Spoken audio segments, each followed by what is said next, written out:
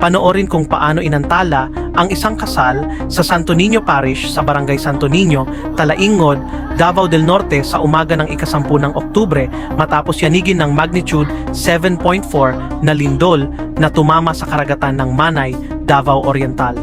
Ayon kay Kimi Ugapay, kapatid ng groom, sa labas na ng simbahan na tuloy ang seremonya matapos ang pagyanig. Sinabi rin niyang may isa sa mga ninang ang hinimatay pero agad namang nakarecover at natapos ang kasal pasado tanghali.